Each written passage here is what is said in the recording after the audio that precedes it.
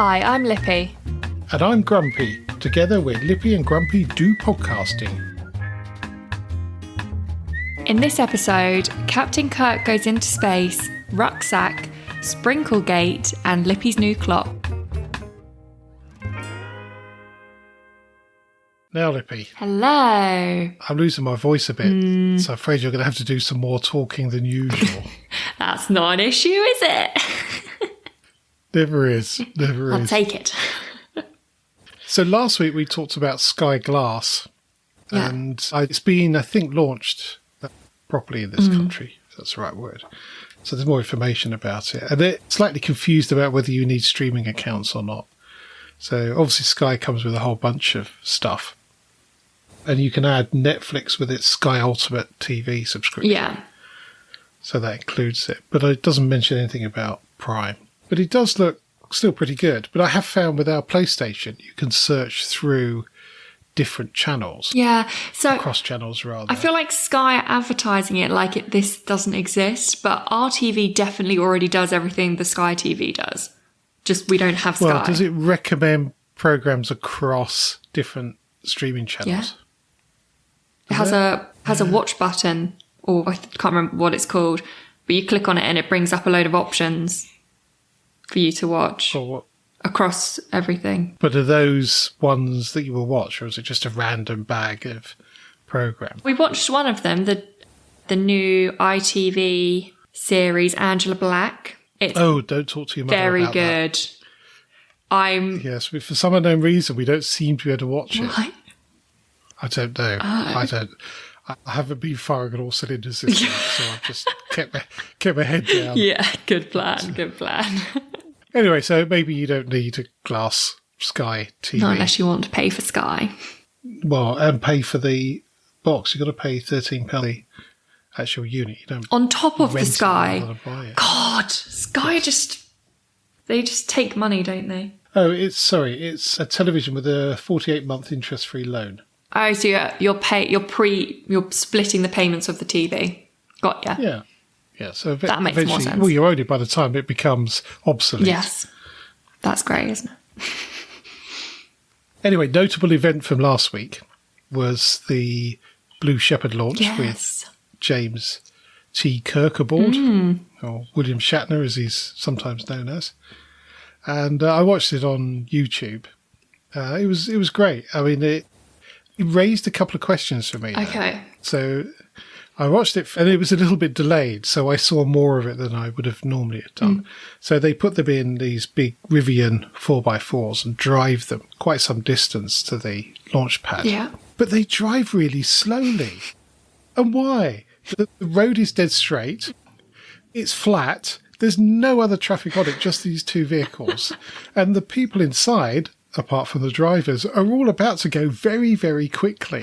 So why does suspense. it matter? Why? Well, it was just a bit flipping heck. They're egging this out a bit. Well, do you know how fast they were driving? Was it not just a wide shot? It may have been faster than it looked, but it seemed blimmin' slow. It was a little bit like that scene in Mr. Bean's Holiday with the large guy on the very slow moped, where he's just getting, closer very, very slowly. And then they get to the gantry, and there's no lift. So you got poor old 90-year-old climbing upstairs. William Shatner climbing upstairs. All right, he managed it okay. But you think with all this technology that's there, they would have put a lift in. With all the engineers as well, I'm sure building a lift for them is literally like folding a piece of paper. Well, I think it's a little more tricky than that. But essentially... But logistically wise. It's not a logistic. I can't think of any reason why they wouldn't have one, because the thing is quite wide. So there's steps at both ends. So you could have the lift at the end furthest from the big hot bit of an issue. But I'm sure that, Saturn V rocket for the Apollo missions was considerably taller. So maybe even an lift escalator? Well, possibly, but it'd be in the open air, I guess. Well, maybe that's it. Maybe it's the open air. Who knows? But it was great. And when they came back to Earth, William Shatner was just his face. My He'd obviously experienced the thing of a lifetime, which of course it is. And he just kept saying it was so blue, and then so black above, and so blue. And basically doing the typical old people thing and grabbing anybody that would listen to him and tell them what an amazing adventure it had been. Wow. So good on him. And then a bit later in the week, I found a spoof article. So after the overwhelming and euphoric adrenaline rush slowly receded from his body, Captain Kirk, a.k.a. William Shatner, a.k.a. the oldest man in space, was brought crashing back down to Earth by small print in the contract he signed with Blue Origin billionaire Jeff Bezos. And as Bezos was showing him around the factory, he pointed out that he would be working in there until the full cost of his space flight is paid off. And there's a cracking picture of William Shatner boxing up some stuff for Amazon. Well, so hopefully that wasn't the case. I like that. That's funny. But that was very funny. I enjoyed that immensely. So we had a conversation during the week coming up with a quiz for cheeses. Yeah. Which I've not done anything with since for various reasons. So we've got that to come in a week or so. Yes. But House of Games, which is by far my favourite game show, had a series of questions that children, I think ranging from the ages of 5 to 12, had posed. Ooh. And one of them, and I didn't know the answer to this, you may or may not, because it may be a more modern term, but there's a term called RUCSAC, RUCSAC, which stands for the 6 steps that students need to take with maths problems. No. And the question was, what does it stand for? No, I didn't think so. It wasn't a term that I remember. It's not a term we used. No, and it's not a mnemonic like you might have with bod maths for orders of opposite maths. So we looked at one another, and I said, I wonder if it's revise. Wife of Grumpy said, no, it'll be rest. The first thing you do when looking at a maths question is rest. Yeah. Rest. That summarises Wife of Grumpy's approach to exams. Completely reset. Rip up. So, rip up, well, that's not going to get you points, is it? So, the answer actually is read, understand, choose, solve, answer, and check. Some of those seem a bit redundant. Choose? What if it's not multiple choice? Yeah. What you choosing?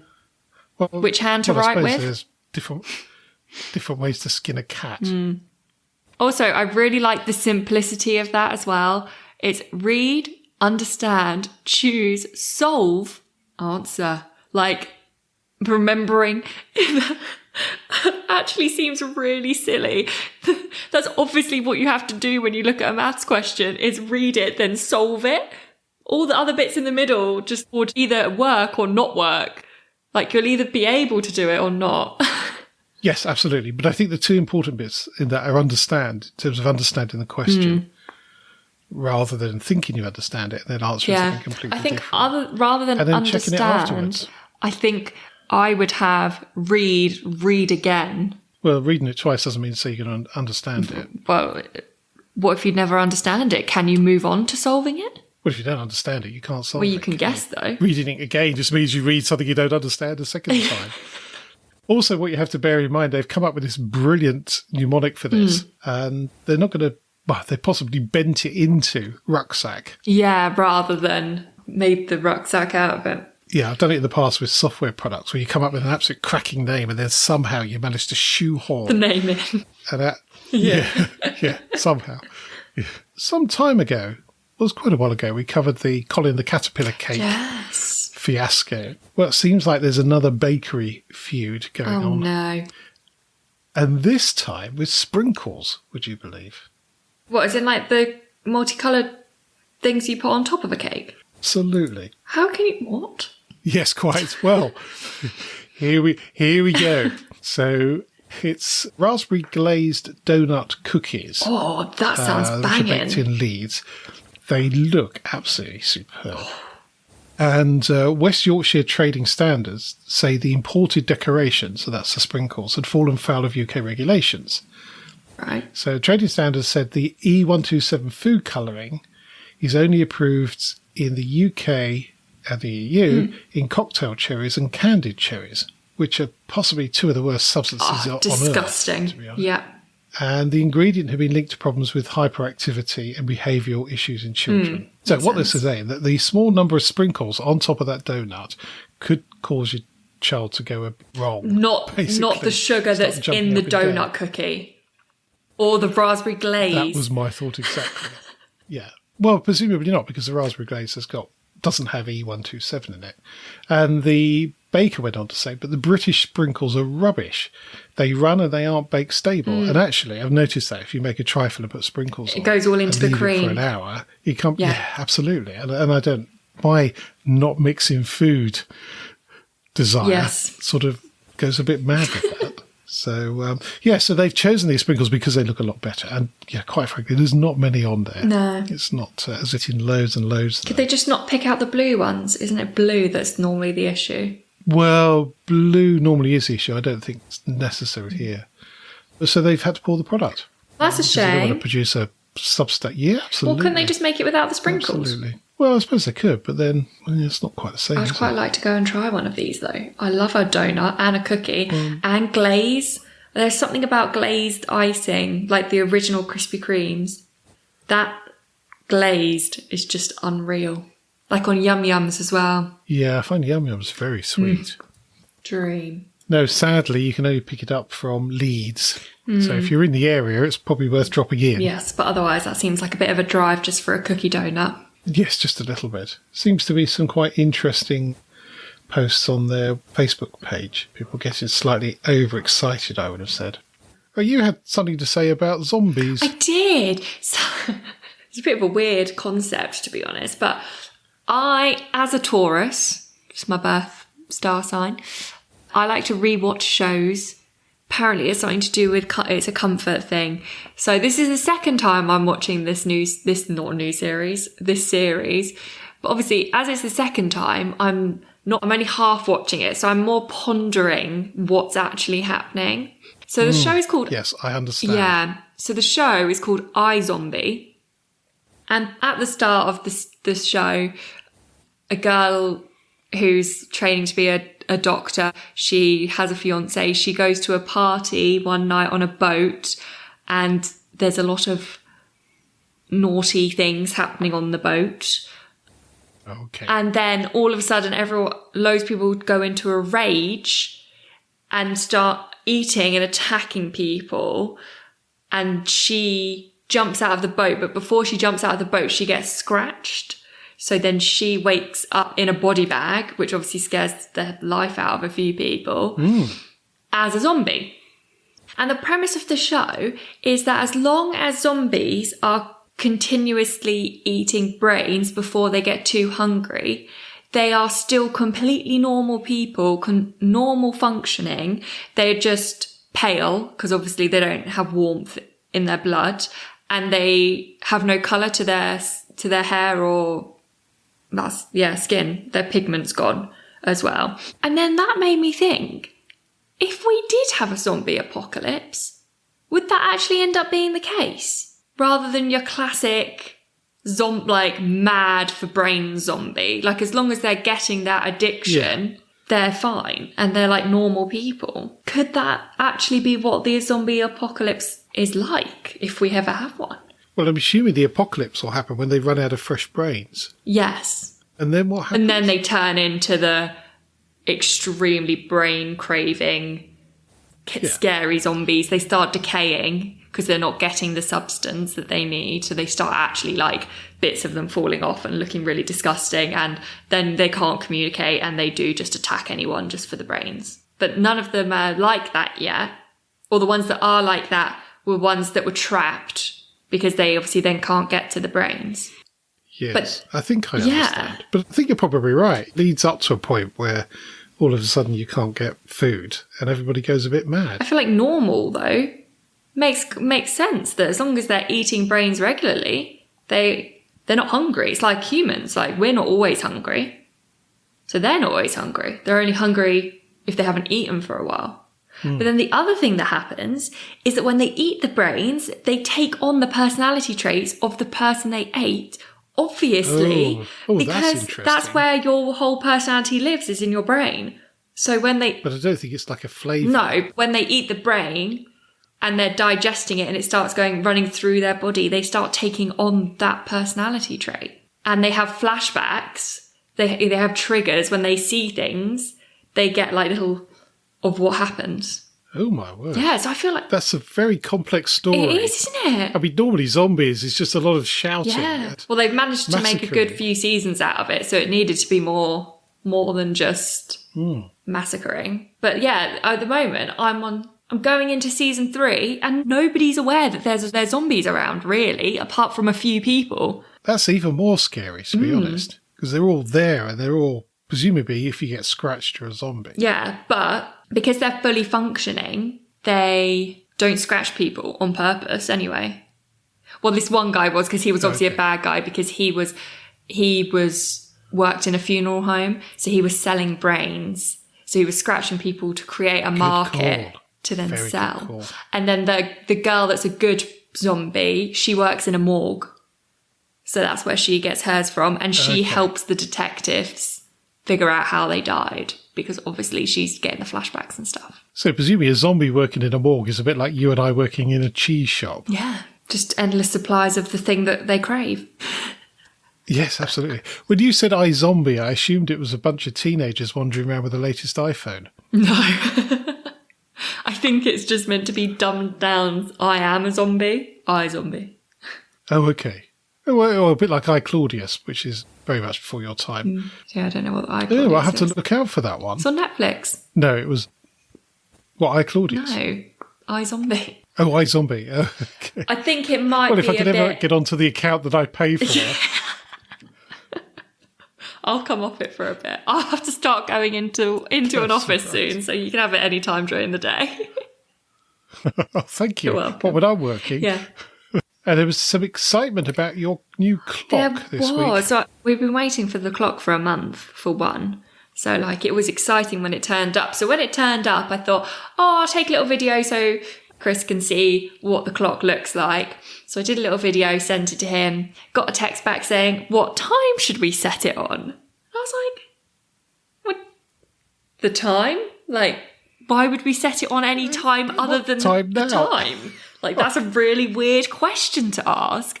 And then it clicked in my brain that he didn't realise it was a real clock. He thought it was just like a piece of artwork. So I text back saying, you do know it's a functioning clock, don't you? And he was like, no, I did not. He thought we had just bought a piece of art, basically, that looks like a clock.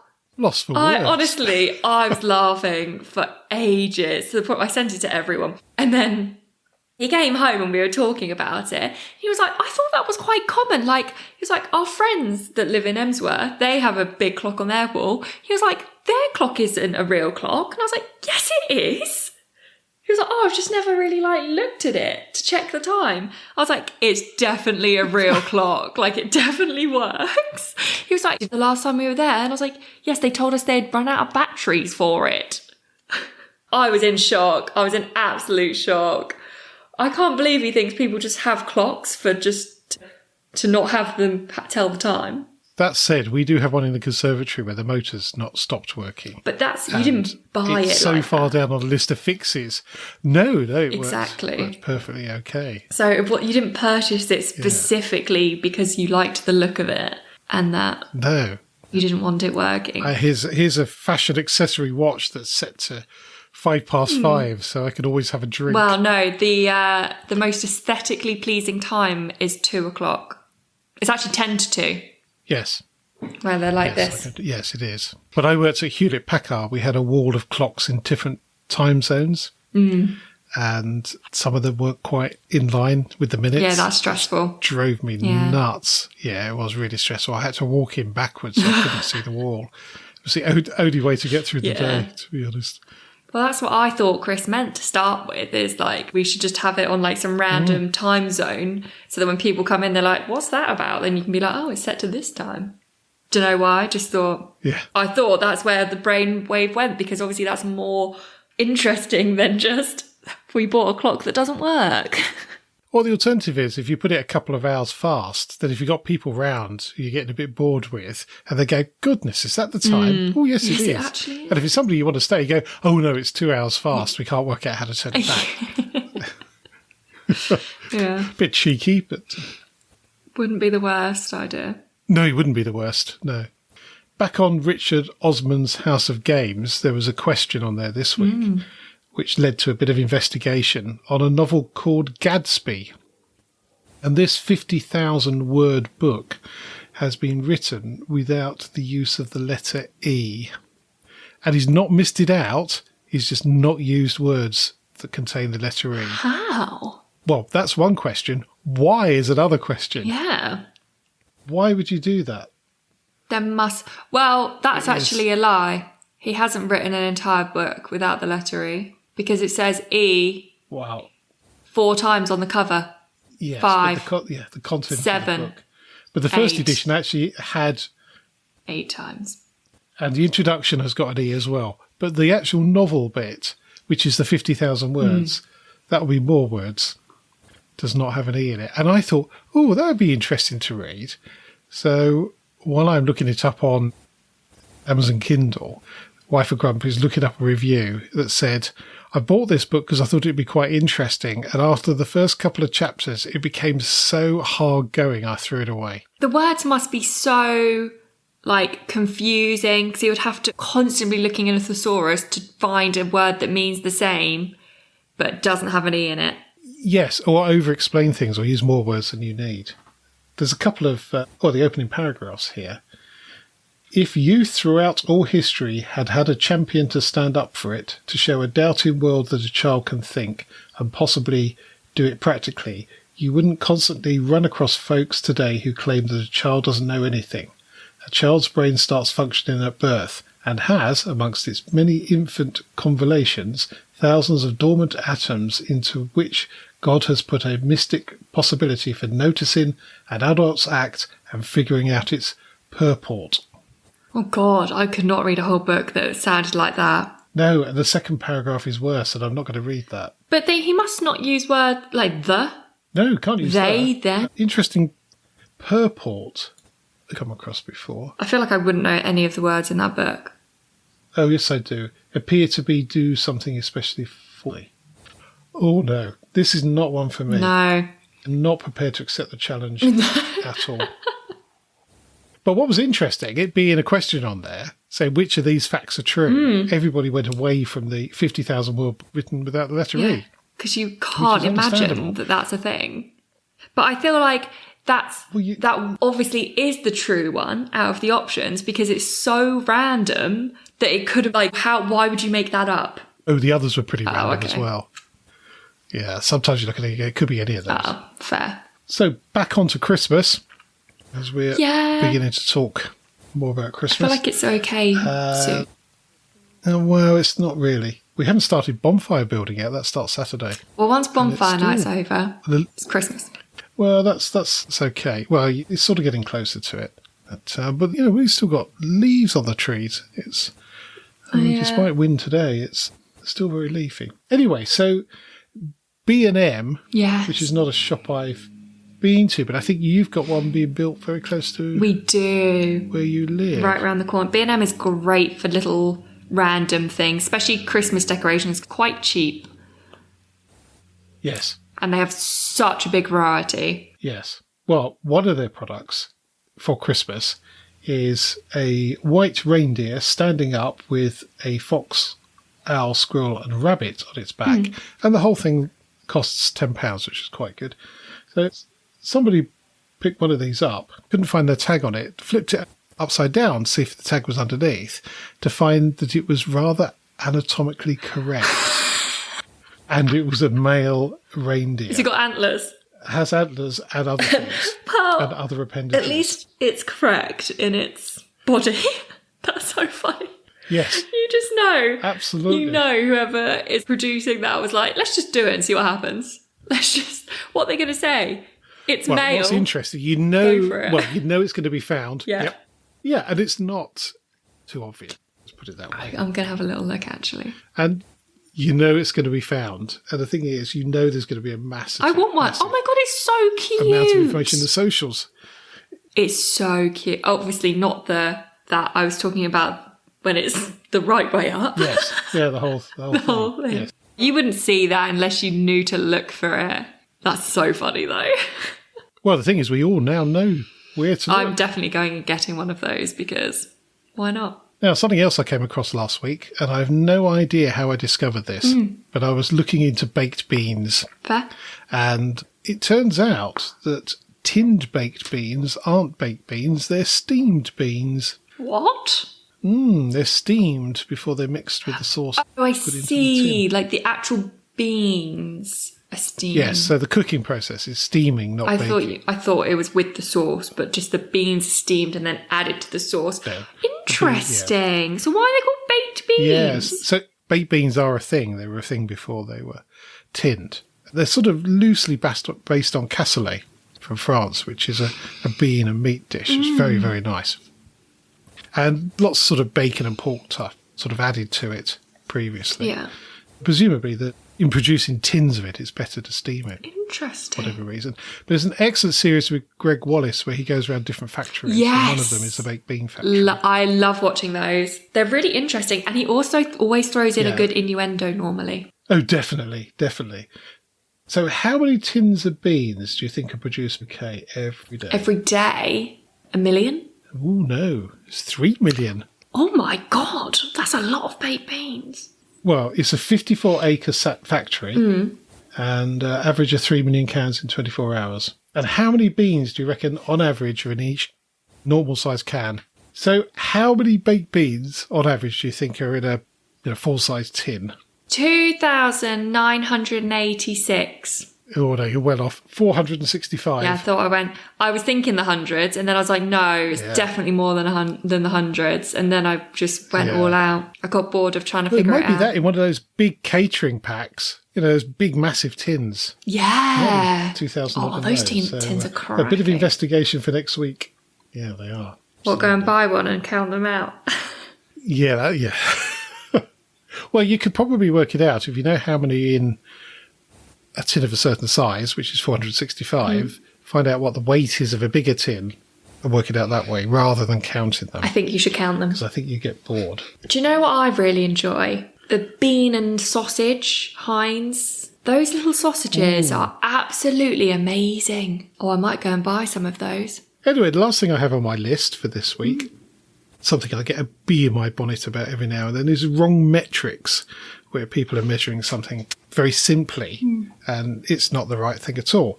And this is about COVID and returning to the office. And this lady here was happier at home, basically, with her family and the commute. It worked much, much better.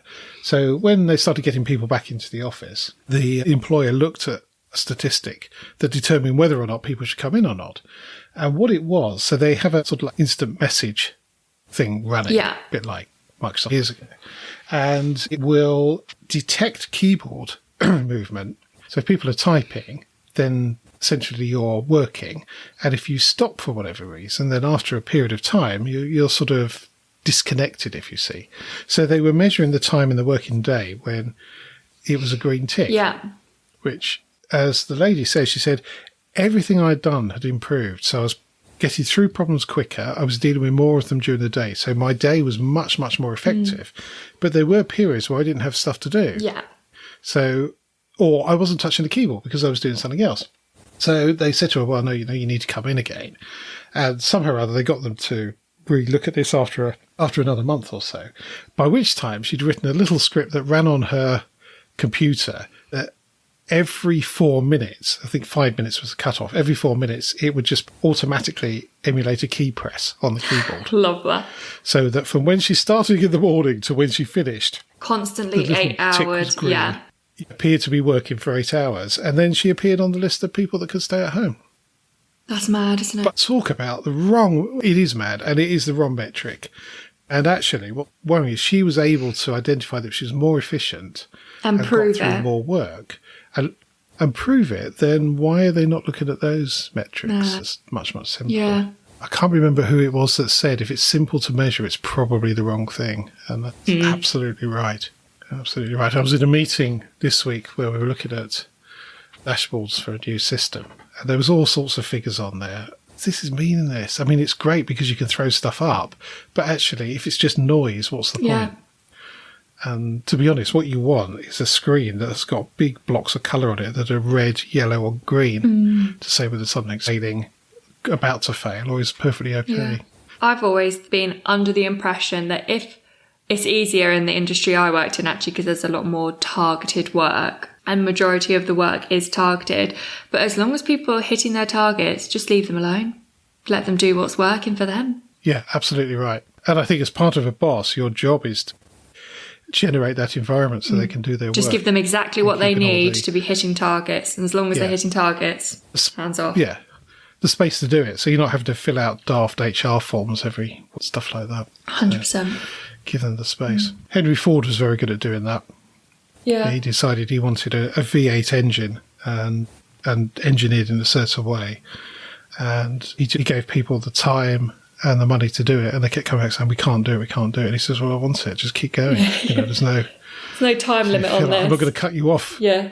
Well, preferably before I pass away. But this is what I want. I expect you to eventually be able to produce it. So as much as he was unloved in many ways, his drive to get things done was good. Anyway, enough waffle. Have you got a top tip for this week? I do have a top tip for this week. My top tip comes along with another slight story. It's actually a fairly longish story. Not that long, to be honest. But we'll go with the top tip first and then we'll do the backstory. So my top tip is don't send your partner out to buy something without guidelines of the price in which you would like to spend. Quite correct. Yeah. I would have said that was obvious. I thought, well, no, because I didn't do it, did I? I didn't do it. So we'd bought a picture for our living room and we just got the print sent, so we needed to get it framed. And Chris was very excited to get it framed and wanted to do it really soon. And he doesn't work on Fridays anymore, which is lovely. So he was like, I'll go on a Friday when I'm not working. So off he went to the frame shop because we couldn't find any online because it's like 70 centimetres by 70 centimetres. It's quite large. So we'd had discussed what we liked. So like the frame, then a small gap. Sorry, the print, then a small gap, then the frame. Mm-hmm. So he'd got all of that. He'd FaceTime me at the shop and was like, is this what we kind of want? She showed me a picture of it and I was like, yeah, perfect. That looks great. And then hang up because I'm obviously working. So I'm not really chatting. And then I got a message saying, how much did you want to spend? And so I sent back, well, I was thinking like £100. And he was like, oh, perfect. Just I'll pay and then you send the £100 to me. And I was like, no, I meant £100 between us, like 50 quid each. No, turns out he'd bought a frame for £200. Oh dear. Which actually, after further investigation, I have realised that a frame that size is rough, even if we bought it online, is roughly that. I just didn't know how expensive frames were. And I was not impressed, to say the least. I apologise later because I did feel bad because obviously we hadn't spoken about price or anything, but £200 for a frame. Yeah, the thing is, the cheaper ones aren't very good. And he also bought the better glass as well. There was an upgrade on glass. So he went for the upgrade on glass because obviously it's quite a nice print we bought.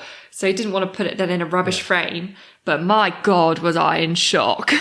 Yeah, it is quite a bit of wedge. But how long do you expect to have this for? Ever, really.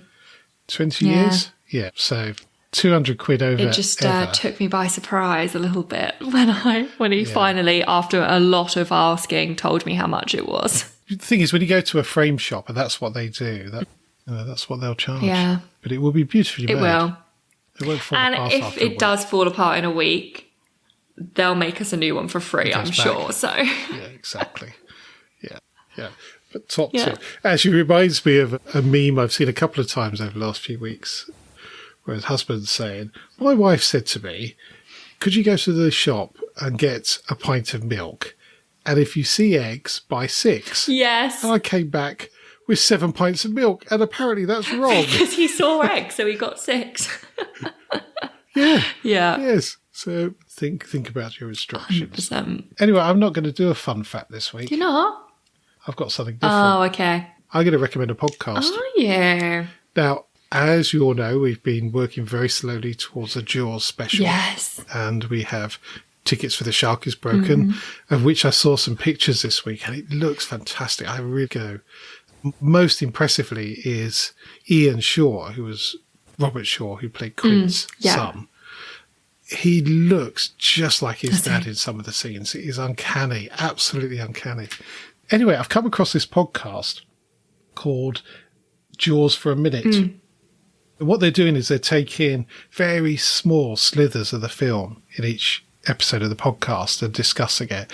And it's brilliant. And obviously the two people involved in it, it's a lifetime's work. Yeah. It's absolutely over the moon to be able to do this. So I highly recommend it. I'll leave a link. But if you search for Jaws for a Minute at the same place that you listen to us, then I'm sure you'll find it without any problem whatsoever. That's it for this podcast. Thank you so much for listening. You can help spread Lippy and Grumpy's view on life by leaving a review on your favourite podcast platform. If you're not sure how to leave a review, or if you download from Spotify, there's some help at lippyandgrumpy.uk/review. And if you would like to get in touch, email podcast@lippyandgrumpy.uk. So it's goodbye from me. And goodbye from him. Goodbye. Bye.